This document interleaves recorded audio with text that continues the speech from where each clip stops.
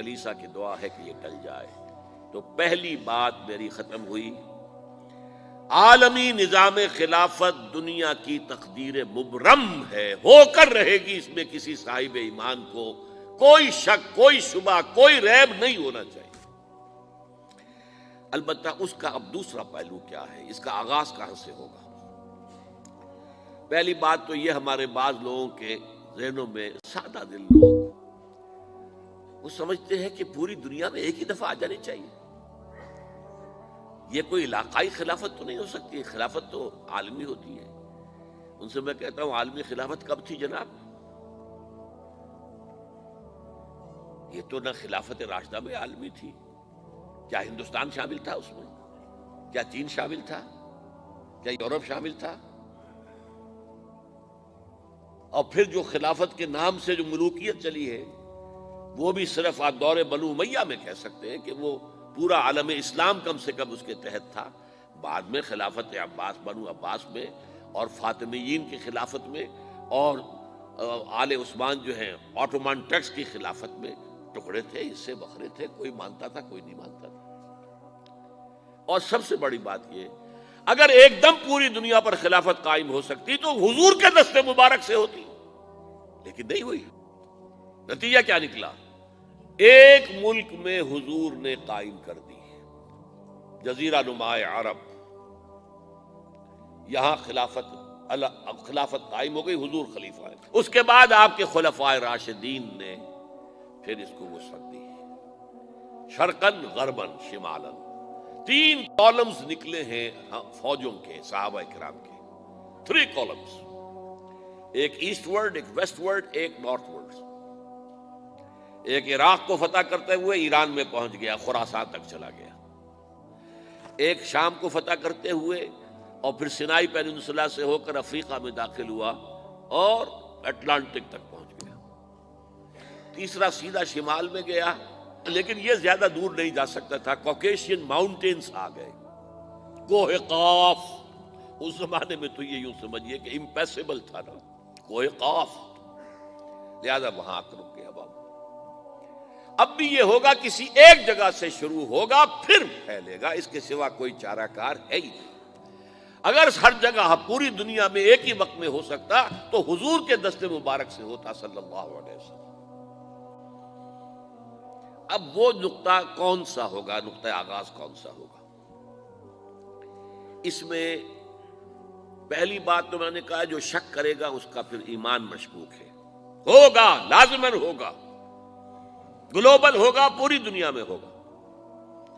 کہاں سے شروع ہوگا اس میں آپ اختلاف کر سکتے ہیں، لیکن مجھے تو 2 حدیثیں تو ملی ہیں جن سے یہ اندازہ ہوتا ہے کہ یہ اس مشرقی خطے سے ہوگا، عرب کے مشرق کی جانب کسی ملک سے ہوگا، کسی خطے سے ہوگا۔ وہ حدیثیں بھی اب آپ پڑھ لیجیے پہلے۔ پھر میں کہہ رہا ہوں، یہ خزانہ ہے جو ہم نے آپ کی خدمت میں پیش کیا ہے، کاش کہ آپ اس کی قدر کر سکیں، یہ حدیثیں آپ کو ازبر ہو جائیں، یاد ہو جائیں، لوح قلب پر نقش ہو جائیں۔ ہندوستان اور خراسان یعنی موجودہ افغانستان کا ذکر ابن ماجہ کی روایت ہے، عن عبداللہ ابن الحارث رضی اللہ تعالی عنہ قال رسول اللہ صلی اللہ علیہ وسلم یخرج ناس من المشرق یؤتئون للمہدی یعنی سلطانہ، یعنی سلطانہ، دونوں طرح سے پڑھ سکتے ہیں۔ حضرت عبداللہ ابن حارث فرماتے ہیں رضی اللہ تعالی عنہ کہ حضور نے ارشاد فرمایا، مشرق کی طرف سے وہ فوجیں نکلیں گی، لوگ آئیں گے جو عرب میں مہدی کی حکومت قائم کریں گے۔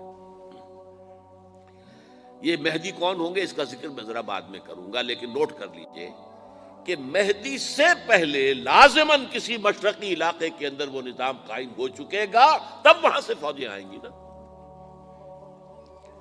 یہ مشرق کون سا ہے؟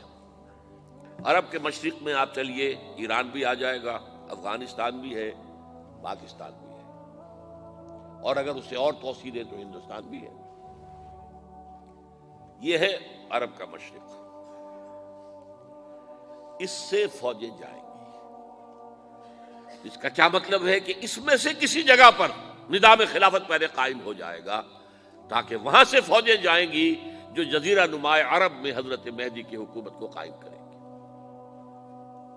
اب دوسری حدیث سنیے، یہ سنن ابن ماجہ کی حدیث تھی جو میں نے آپ کو سنائی، آپ نے پڑھی۔ دوسری، عن ابی ہریرہ رضی اللہ تعالی عنہ، یہ ترمذی شریف کی روایت ہے، قال قال رسول اللہ صلی اللہ علیہ وسلم یخرج من خراسان رایات سود لا يردها شیء حتی تنصب بإیلیا، خراسان کے علاقے سے سیاہ جھنڈے لے کر فوجیں آئیں گی، ان کا رخ کوئی موڑ نہیں سکے گا، ان کو پیچھے پھیر نہیں سکیں گے کوئی بھی، یہاں تک کہ وہ یروشلم میں جا کر جھنڈے نصب کر دیں گے۔ ایلیا حضور کے زمانے میں یروشلم کو کہتے تھے۔ یہ یروشلم تھا جب حضرت سلیمان کی حکومت تھی اور یہاں پر معبد سلیمانی، ہیکل سلیمانی قائم ہوا، پھر یہ یروشلم ہی رہا ہے تاریخ میں، یہاں تک کہ سن 70 عیسوی میں جب ٹائٹس رومی جنرل نے اس کو گرایا، ختم کیا، سیکنڈ ٹیمپل گرا دیا اور یہاں سے یہودیوں کو کہا نکل جاؤ، یہاں سے کوئی یہودی باقی نہیں رہا، تب بالکل تہو بالا برباد کر دیا۔ اس کے کوئی 150 سال بعد ہیڈریان، رومن ایمپرر ہیڈریان، اس نے پھر دوبارہ آباد کیا اس شہر کو۔ 150 سال تک یہ بالکل بنجر اور بالکل غیر آباد پڑا تھا۔ اب ہیڈریان نے جب آباد کیا تو اس کا نام ایلیا رکھا، اب یروشلم نام نہیں تھا۔